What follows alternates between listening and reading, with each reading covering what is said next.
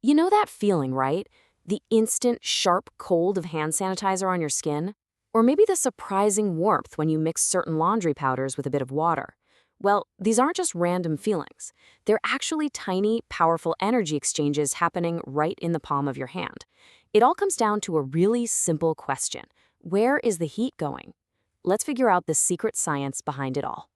Okay, so we've all been here. You squeeze out some hand sanitizer and whoosh, it's immediately cold. But then on the flip side, some laundry powders, when you get them wet, actually start to feel warm. How is that possible? Two everyday things with two completely opposite effects. So what is the deal? How can one substance steal warmth right from your skin, while another one seems to create heat out of nowhere? Well, it turns out the answer isn't magic. It's all about an invisible flow of energy. To really crack this mystery, we've got to zoom in a little bit. We need to explore that unseen energy exchange that is happening constantly all around us. You know, it really just boils down to this one simple idea. That feeling of hot or cold, it's just your body sensing which way the heat is moving. Is heat leaving your skin, or is it flowing into your skin? That's it. Now, this movement of heat actually has a name. Well, it has two, really, depending on which way it's going. And if you can get these two words straight, you'll understand everything. They are endothermic and exothermic. Think of it this way. For endothermic, energy is going in. The process is absorbing heat from everything around it, which is why it feels cold to us. But for exothermic, energy is going out. The process is literally exiting, releasing heat into its surroundings, making things feel warm. So one takes heat and the other gives it away.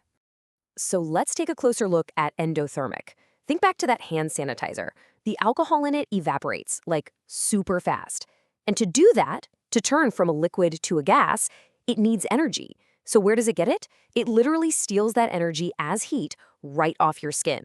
And that's why your hand feels cold. It's a perfect little endothermic reaction. And now for the flip side, exothermic. When some of those laundry powders dissolve in water, the way the molecules rearrange actually releases stored energy in the form of heat. That heat flows out of the mixture and into your hands, making them feel warm. That's an exothermic reaction right there in your laundry room. Okay, so we know the heat is moving. But what's actually causing it to move? It turns out these energy shifts can happen during two different kinds of changes: physical changes and chemical changes. This is a fantastic example of a physical change. Just dissolving a salt, like the ammonium nitrate you find in those instant cold packs, can have a huge effect. The process of that salt breaking apart in water takes a lot of energy, so it just sucks the heat out of its surroundings. It gets intensely cold, but no new chemical has actually been created. And then you have the awesome power of exothermic chemical reactions. Things like welding, right? That process creates brand new chemical bonds, and in doing so, it releases an incredible amount of heat and light. Even something as simple as dissolving sodium hydroxide in water is a chemical process that releases so much energy the beaker can get dangerously hot. Now, this isn't just some cool bit of science trivia. It's incredibly useful. We've actually learned to harness these endothermic and exothermic principles to create technology we use all the time. Take instant hot and cold packs. They are the perfect example. Inside each one, you've basically got two separate things: a special kind of salt and a little pouch full of water. All that potential for hot or cold is just locked away in there, waiting for you to kick it off.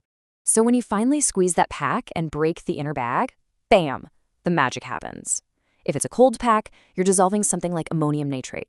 That's an endothermic process that absorbs a ton of heat and is great for reducing swelling. If it's a hot pack, it's often a different chemical, like magnesium sulfate, which sets off an exothermic process that releases heat to soothe sore muscles. You know, even your refrigerator is a master of this whole process. It uses a special liquid that evaporates on the inside of the fridge. That's the endothermic step. And it pulls all the heat away from your food. Then a compressor squeezes that gas, and as it turns back into a liquid on the outside of the fridge, it releases all that stolen heat into your kitchen. That's the exothermic step. It's just a brilliant, non-stop cycle of moving heat from where you don't want it to where you don't mind it. So all of these examples, from hand sanitizer to your fridge, they're all pointing to a much bigger, much more fundamental idea, a law that actually governs all energy in the entire universe. This huge idea was proven by the German scientist Hermann von Helmholtz. and we call it the law of conservation of energy. It's one of the most important rules in all of science.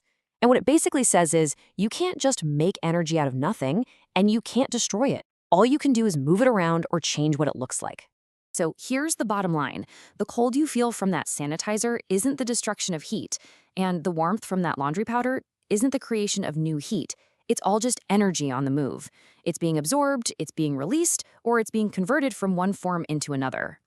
So the next time you step out of a hot shower and feel that sudden chill, or you wrap your hands around a warm mug of coffee, you'll know exactly what's going on. It's not magic, it's just physics.